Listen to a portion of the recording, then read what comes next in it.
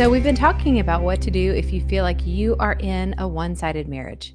If you and your spouse are not on the same page and you want to make some changes, what are appropriate boundaries that you can set to help you grow and be at your best? And how can you implement them?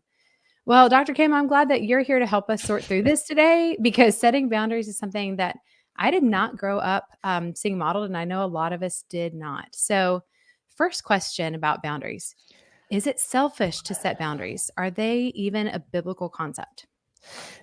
No, I mean, yes, and I do go back. I think that very few of us grew up learning about boundaries, what that meant. It was, Mhm. as a kid, you weren't supposed to say anything. You were supposed to be, just things that you had these rules that you just kind of followed, but didn't know that sometimes those got pushed a little bit and it really wasn't fair. So the boundary is just a dividing line. In geography, it's a boundary that where one property ends, the other begins. So in interpersonal relationships in a marriage, it's a boundary dividing one person and others. So you can have separate identities, responsibilities, privileges. Sometimes you need to set boundaries because you don't feel safe or things are being said that you don't want to be said to you. And so there's a number of ways, but it's you being able to draw a line in the sand, so to speak, and say, let's not do this, or you can't do this, depending on what the situation is. So it gives you that space you need. And then I think when you are healthy in your boundaries, it does show respect for the other person, because Hmm. if it's not abusive situation, you're kind of letting the person know what you need and what you want and what's important to you. And so I think when a couple agrees to be able to talk about boundaries, to set boundaries that are healthy for them and for the marriage, it really can help a lot. Hmm. And I think the other part of that, is it biblical? I think so, because I think Jesus set boundaries. We saw Mhm. him take care of himself. He would withdraw. He didn't heal people 24/7. He was able to say, I gotta have some time in my humanness. Mhm. I've got to have some time with the Lord. I've got to have time some rest, all those kind of things. Mhm. So I think he would go against behavior that was offensive when Mhm. Herod was mocking him, when just different things that happen, and you see Jesus stand up and say, "No, that's not Mhm. right. That's not correct." When the people are stuck getting ready to stone this woman caught in sin, he was able to say, "Here's a line. Mhm. If you've never sinned, then cast a stone." I mean, and of course, everybody walked away. And so Mhm. I think Jesus was very good about setting boundaries. I think he did them in a healthy way. I think he did Mhm. some that took care of himself. I think he did some that took care of others. But in the big picture, they were healthy, and the right thing was accomplished by setting some boundaries. Yeah, I think that's a good point to say, he didn't use the word boundaries. He didn't say, "I'm No, going to set the boundary," and, I'm sure you'll talk about more about how to do it, but he just kind of steps aside out of the, ulterior motives that we see with all the people you described, like the crowds and the Pharisees, and sidesteps all of that and yeah. doesn't engage with it. So I think that's a helpful model. Well, I think the one that I really like is when he said no to Satan, when he set a Mhm. boundary there, when Satan was trying to tempt him. You can have this world. I'm the prince of this world. You can have this. You can throw yourself off. The angels will catch you. And it was like, no, no, we don't. I don't do that. I don't have to perform for you. I don't just Mhm. show you who I am. I'm who I am. I'm the Son of God. I am Jesus. And so he set boundaries there with the enemy, which to me, it's like, yeah, we need to do that too. We need to tell the enemy Mhm. no. And obviously, as Jesus fought the enemy with scripture, I think us finding scriptures that help us in our weakest areas allow us to use those when we're fighting the enemy and say, you can't do this. And here's what I'm basing it on. And um, yeah, I think that gives us, so we never feel like we're powerless against the enemy, because we're not. That's good. That's really good. And I think that's such a good reminder too that the enemy is not referring to our spouse. The enemy is Right. is is not we're not fighting against them, but really the purpose of this is to be able to better engage with them. Yes.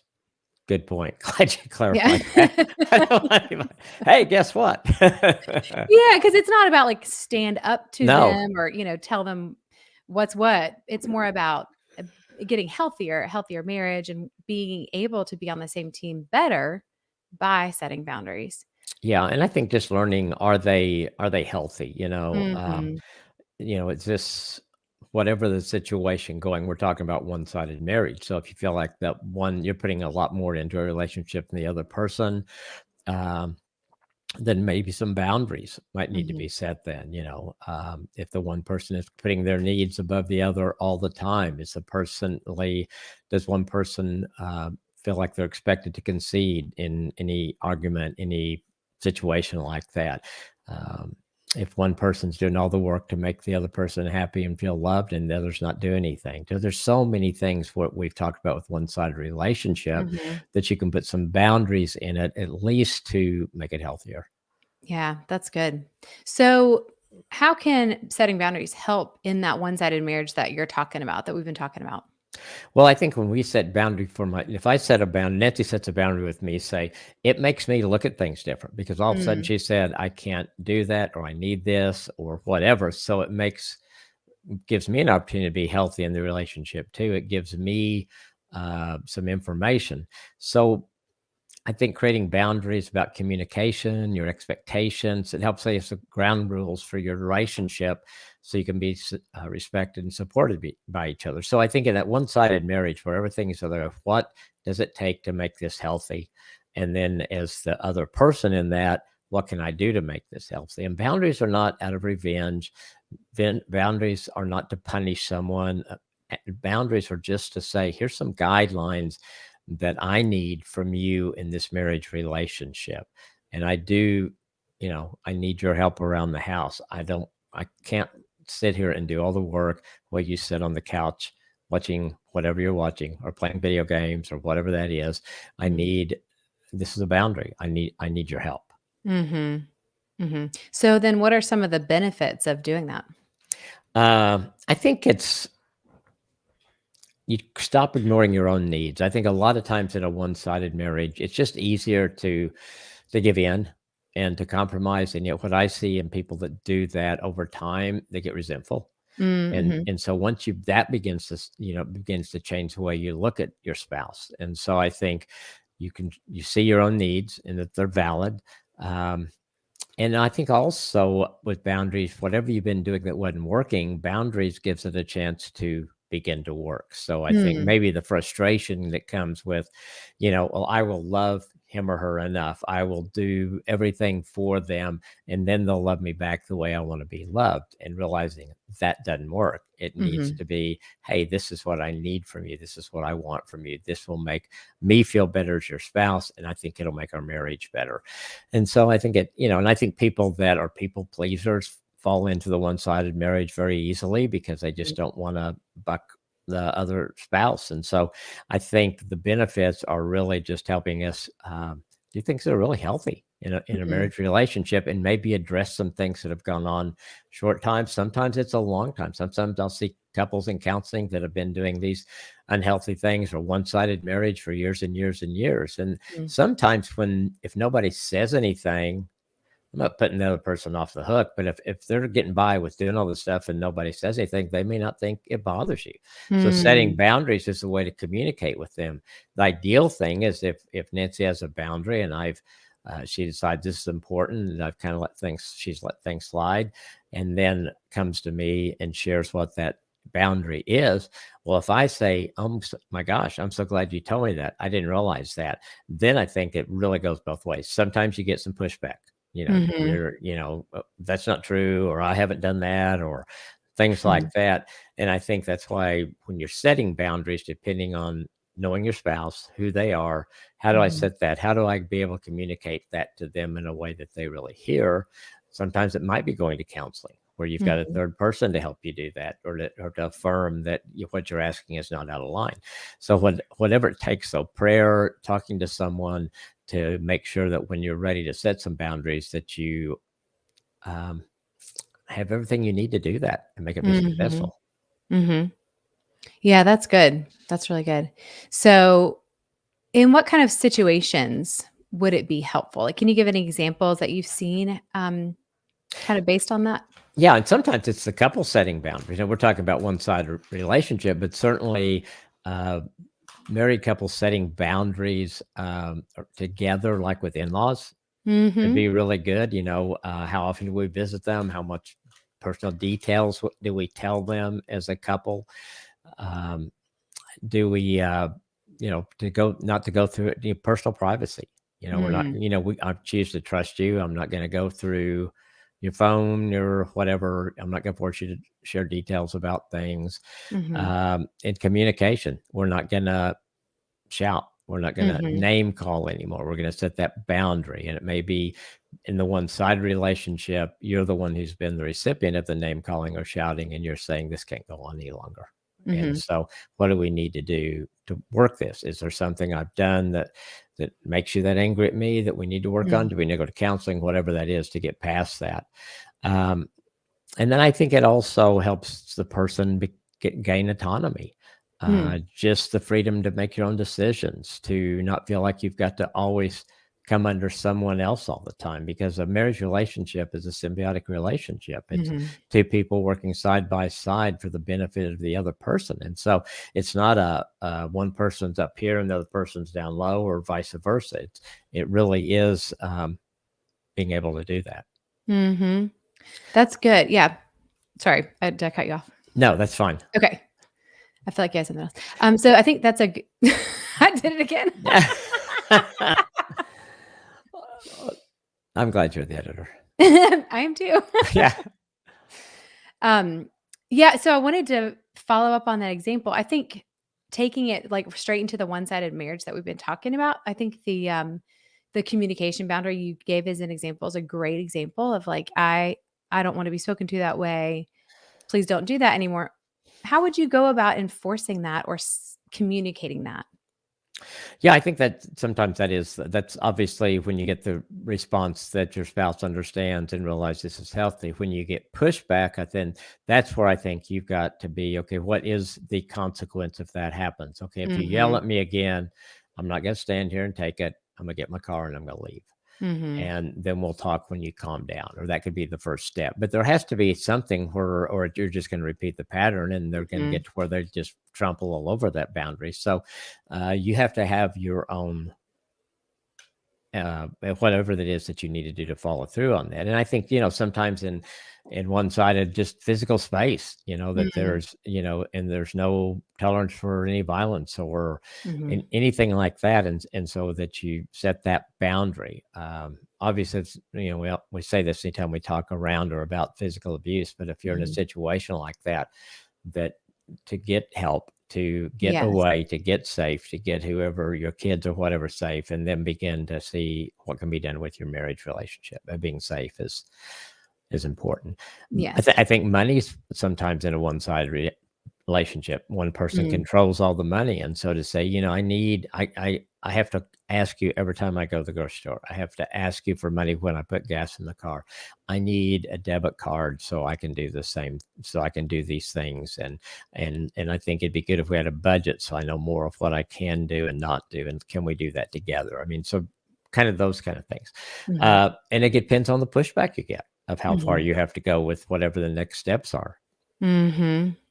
So, just thinking about that next example you gave, because I'm thinking that sounds like a really frustrating situation. If you're the spouse that doesn't have a debit card and doesn't have any, feel like they have any say. So, what would be a type of consequence to that boundary? I can't even think of how you'd flesh that out. Can you? It is hard. I mean, I Yeah. think, I mean, you can go as far as go to counseling, try to get that.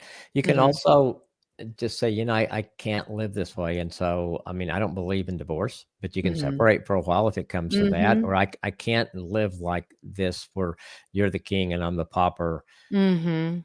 24/7. I don't think that's Yeah. God's plan for us. And so that doesn't mean you're getting divorced, but you may need to do something that lets your spouse know that you really are serious about this, that this Mhm. really is important to you. And I've worked with some couples like this over the years, and really probably, I don't know what percentage, but a number is where like the husband grew up in a home where his dad did just exactly that. He Hmm. controlled over the money and money had to Hmm. do it. So his moral model was this is right. And I had one couple like that a few years ago, and it took a while for him to realize what that was doing to his wife. And in turn, as he looked a little different at his parents' relationship and able to see, well, that wasn't really healthy for them either. That wasn't Oh, good for my wow. mom. So I think you come into that for a number of different reasons. Some people it's Mhm. control, some people it's family of origin, whatever it is.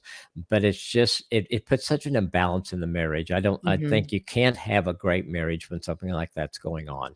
It Yeah. just puts some barriers there that are just hard to overlook.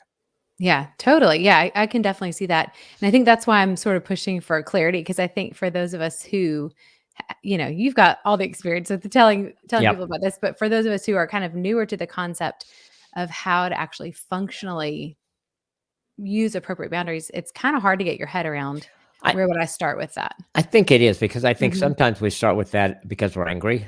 Mhm. You're not gonna do that anymore, and so I think, one, it takes prayer, it takes being calm and understand what do you really want, and you may need to Mhm. pray about that, think about it, write it down, whatever it takes to really make sure you're very clear. When you Mm. communicate a boundary, it's not a list of 10 things, it's one thing. If there's others, Mhm. let's get one in place first. And so, say, go back to, um I'm tired of not having access to money. I know we have money Mhm. in the bank, but I have to ask you for everything, and it puts a hardship on me now that we have 2 kids.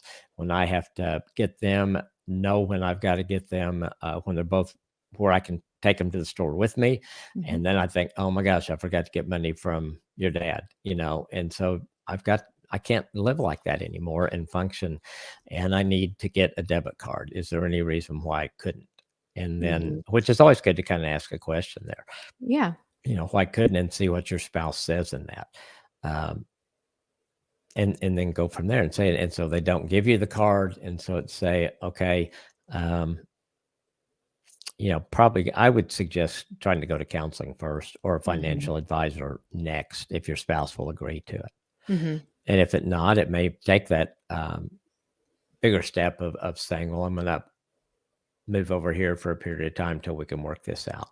Mhm. It's not being manipulation, I don't think, I think it's just showing your spouse how important that is to you.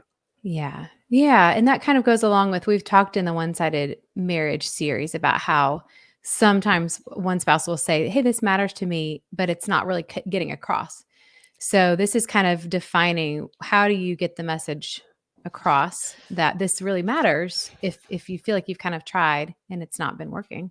Yeah, I think it's kind of the same thing when I work with couples and the spouse has told the husband over and over and over what she needs, and until she says, "I'm moving out," and he Mm. goes, "Well, you didn't tell me that." "Yeah, I did tell you that. I told you Yeah. 100 times." So, use some active listening and see if that helps. Say, "What did you just hear me say?" "Well, I heard you say that it's embarrassing to you when you get to the store or you have to ask me for money or maybe you forgot, you get ready to check out."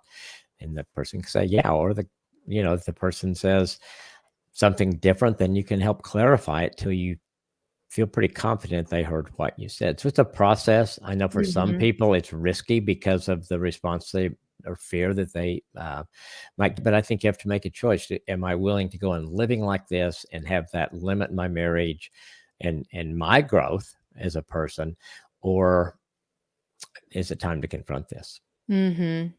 Yeah, I think that's a really good point because I think it can be kind of a pitfall to say, "Well, I've tried before, it didn't work," and to write things off and not give your spouse a chance to grow and respond Yeah. differently. That's not really fair to them either. No, it's not. And I think, when you got married, you didn't, a lot of things you don't know going into marriage. I Mhm. was telling somebody that this week. We think when we're dating, we are so much alike. Oh my Yeah. gosh. And you're telling everybody how much alike you are. And about 3 months into marriage, you're going, well, they are so different. What's wrong with them? It's just you don't know things and then I think really family of origin things don't really come up until you've been married for a while because you get in situations. And so your model was how you grew up. And so if Mhm. that was healthy, that's great. But if it's unhealthy, then you've got some things you have to work through. And Yeah. some things like we're talking about in one sided certainly can come from family of origin or just can come from culture or selfishness. There's a number of places where it comes from. Mhm. The key is if you're in that kind of relationship, what can be done to make it healthy? Yes, yes, and that kinda reminds me too of a conversation I had with a friend who felt like setting boundaries, not in marriage, but just in general, like, if a friend would call up and say, "Oh, can you watch the kids?" or "Can you help with this or that?" She always felt like it was just not nice to say no because she was raised to think you just do everything you can for everyone, but that was coming at the expense of her health. She wasn't functioning the best she could because she always felt like she had to pick up these extras, Yeah. and it wasn't really getting the best use of her time, but also her gifting, and she wasn't in the healthiest place she could be. So I think that's a really big key to this is by setting boundaries, we can actually become healthier and grow. And we know that the best marriage is between two healthy people. So if one Absolutely. person or both people are not growing and not healthy, the marriage can't be that healthy either. No, absolutely. And it begins to show up the farther along you go in the marriage relationship. So Yeah. yeah, no, Yes. that's very important. Well, thanks for fleshing that out because I think that's something I hope helpful that to learn helps. from. Yeah. Because I think it is hard sometimes to get our mind around that. I think the Mhm. pictures of Jesus, I think, really helped me a lot, knowing you've got Mhm. it. He took care of himself, so it's okay to take care of yourself. Yes. He defended others. He stood up for things that were wrong, drew Mhm. boundaries, and he did that in relationships and other people. So Yeah. knowing that he did it, but he did it in a healthy way. Mhm. Even when he was clearing out the temple, he was setting a boundary. You can't sell this stuff in God's house. Mhm. Certainly, I don't see Jesus just walking around, "Hey, I'm gonna throw your stuff out." No, Right. I think he was upset. I think he was Yeah. upset. I think he was tossing stuff, and I think, people were going, "Wow, who is this guy?" But he knew he believed in what he was doing, and he set a boundary. "You can't do this here. This is my dad's Mhm. house." Mhm. Yeah, it's pretty clear. Pretty clear Yes, one. it That's was. good. So, how have you seen couples or spouses benefit from having appropriate boundaries in marriage? Um, I think it helps them in relating, when you're coming together, you're trying to build your marriage, values, needs, all those things that are important to you. It helps identify those. Boundaries can help Mhm. identify those and help you know what your spouse needs from you. I think it helps in communication because I think if you learn to say the things that, and you may not always say this is a boundary, Mhm. but you can say, hey, when you have said those things to me, and you haven't said it very often. When you say that, that really hurts me or that Mhm. offends me. Can you not do that? Or can we talk about, is there something I've done that causes you to, or makes you want to do that or whatever? So I think it helps in communication because Mhm. you're talking about something that's really important to at least one of you. And hopefully because it's important to Nancy, it becomes important to me and I listen well. I think it helps to what are the consequences? When we Mhm. it's great if a couple can get to where they can agree on it. Yes, if I raise my voice at you again, I will apologize and I will take you to dinner wherever you want to go. There's you can have some fun with it too, Sure, yeah. in that it doesn't have to be all that serious. And then I think it also lets you know when to get help if certain Mhm. boundaries are continue. You've talked about them, but the boundaries continue to be disrespected. Then it's like, okay, I've tried to communicate Mhm. it. I've done active listening. I think they get it, but we're not getting there. So now it's like, okay, I'm gonna make us a point for the counselor, and let's see if we can go in and get somebody or pastor or someone that a mentor couple, someone that you trust, both Mhm. trust, that you can go to kind of help you work through that. Yeah, that's really good. Yeah. So I think all of those, I think really are helpful. Communicating, I just see couples that begin to work on it really just improve their communication. Sometimes work on communication, we really don't have anything we're working on. And Mhm. so sometimes some boundaries are a really good way to begin to do that. Learn to listen, learn to express yourself well, Mhm. those kind of things. Yeah, that's good. That's really good. And then I think too, it has to go both ways. If one person's bringing up something and saying, "I really value this," then they can't tell their spouse, "Well, the thing you brought up wasn't important," because we have Right. to acknowledge that things that are important to us differently than are to our spouse. Yeah. And so just being aware of that and letting our spouse also have their own set of boundaries that we honor and respect. Yeah, and I think boundaries gives a chance to take personal responsibility, which I think a Mhm. lot of times is difficult. And so I think Yes. it's another plus with boundaries is that we can take responsibility. Nancy Yeah. tells me something, this is the boundary. Yeah, you're right. I did that. And I don't want to do that because that's not making our marriage healthy. So I want to do different. And yes, I respect that boundary. So Yeah. you can have some really good things come out of boundaries. It's not the key in a boundary is to make your marriage healthier, not to Mhm. punish your spouse or to make them feel bad or anything like that. It is to make your marriage healthier. Now, do you think that it gets easier after you've done this a couple times? Oh, absolutely. Okay. Absolutely. Because I think anything like this that we change is awkward. With the tool we use for communication, the stop, look, listen.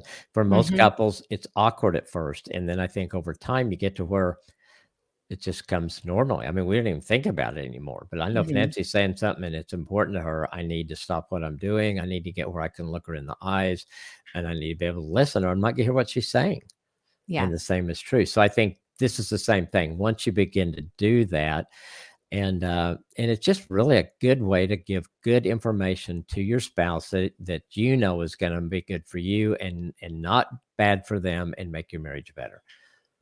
Yeah, that's a great way to frame it, to say it's getting good information to your spouse. And that, again, goes back to the personal responsibility piece. You have to figure Yep, out what is the information that I want them to have.